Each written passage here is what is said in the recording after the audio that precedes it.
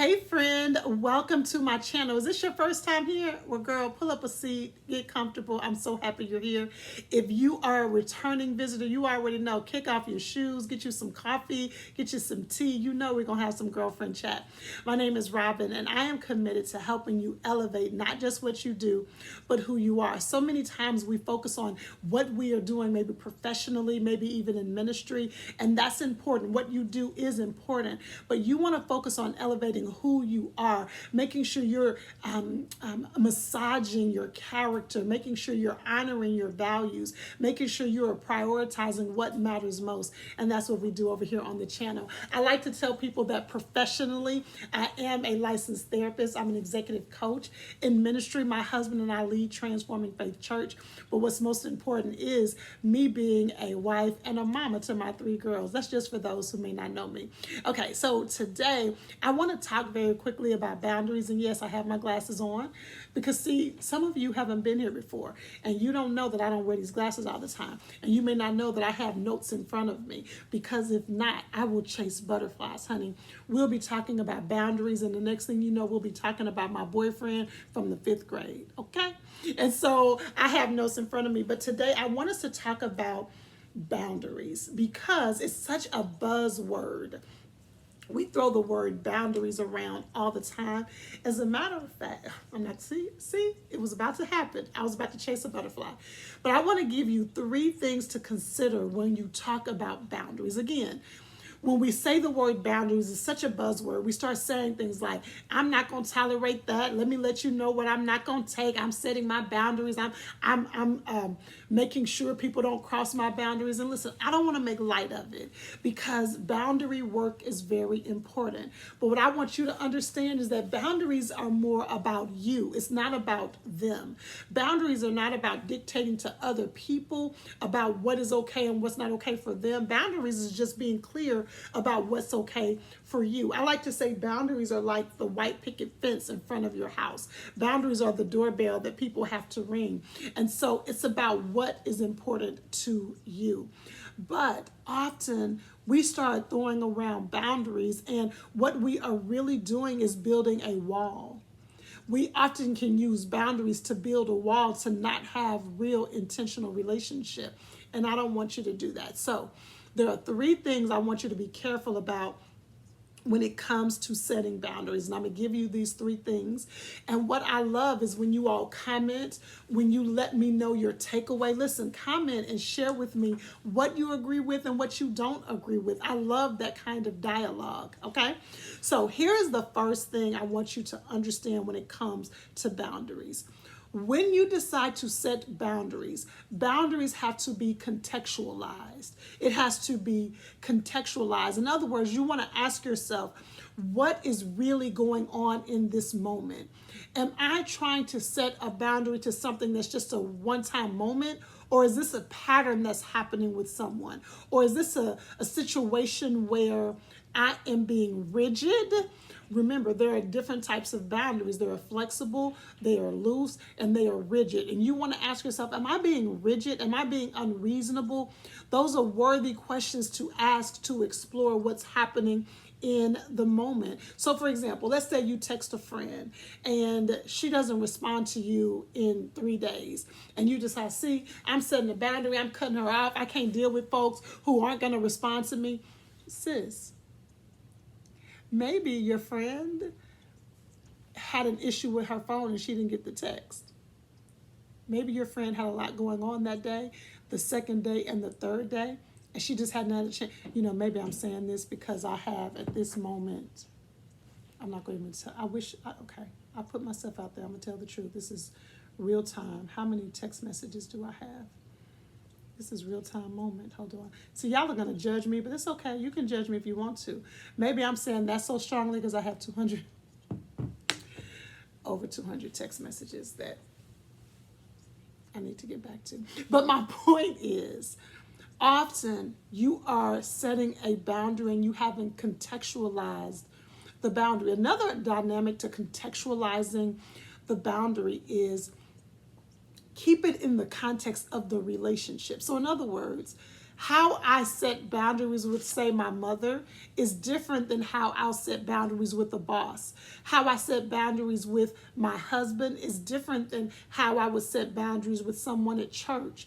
You want to, based on the nuance or the dynamic of our relationship. So in other words, there are things that are okay for my sister that may not be okay for a friend, right? I've had to learn to massage boundaries because what I might be willing to tolerate from my sister, I may not be willing to tolerate from someone that's more of a casual relationship. So you want to contextualize it. Again, a healthy boundary is a boundary that is flexible, not that's loose, but that is flexible. You want to set a boundary that brings clarity and not just consequences, right? Because what you have to understand is number two, you want to challenge your intentions when it comes to boundary setting. So again, the first one is you want to contextualize the boundary.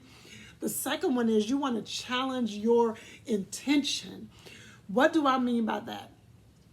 Often, I see people setting boundaries in an effort to control what others do instead of being clear about what's okay for you. We talked about that earlier. If you are trying to punish somebody, if you're trying to manipulate somebody, if you're trying to control somebody, that is not healthy boundary setting, right? So what you want to do is, this is what I mean by elevating not just what you do, but who you are. And that requires slowing your life down and being honest about your intentions, right? You want to make sure that you're not trying to be manipulative. You're not trying to control what somebody else does by your boundaries. And only you can be honest with you about that, right? So you want to ask yourself, am I setting this boundary to protect my peace? Or am I setting this boundary to elicit, to provoke some type of reaction from somebody else? You should go ahead and rewind it. You should go ahead and rewind it and listen to that as well. Boundaries are really about your own respect for yourself and not about creating ultimatums for other people. And often what people call boundaries is really, I see it all the time, especially on social media. People are calling it boundaries when you're really trying to dictate to somebody else what they should and shouldn't do. Again, this is your own heart work. This is the work you have to do to get the clarity that you need. So, number one, you want to contextualize the boundaries, right?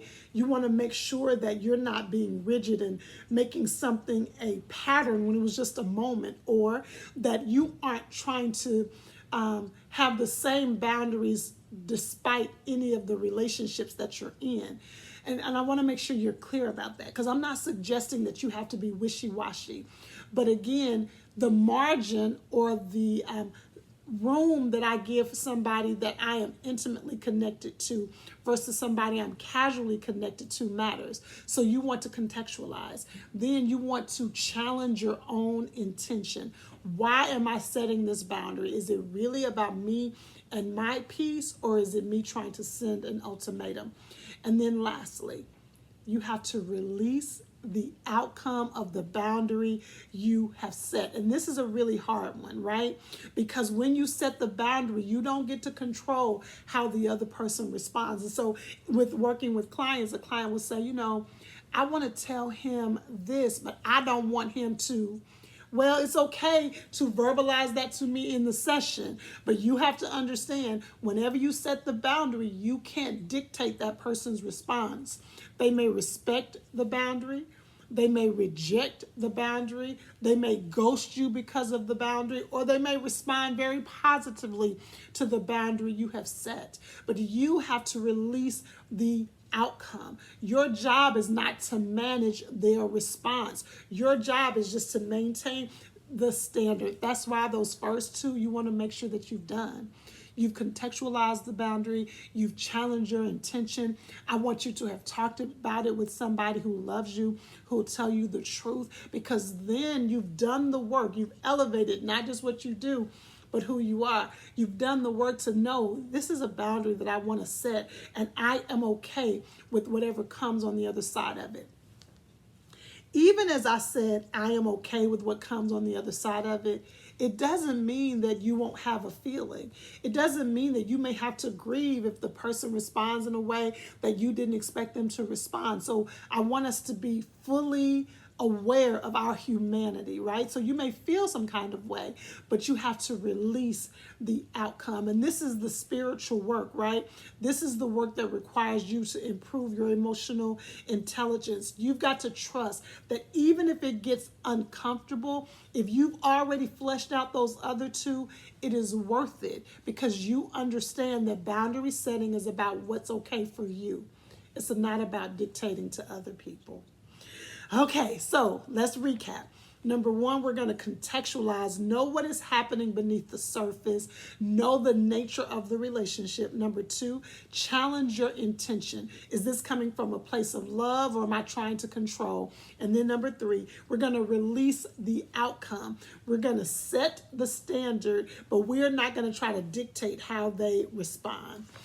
All right, y'all. I hope that helped you. I want to hear your thoughts about it. If there's anything you need me to clarify, if you're like, Robin, I got that, but I don't understand this part, let's engage. Let's grow together, okay? Make sure you subscribe. Make sure you like the video. Share it with somebody. And let's continue to elevate not just what we do, but who we are. I'll see you next time.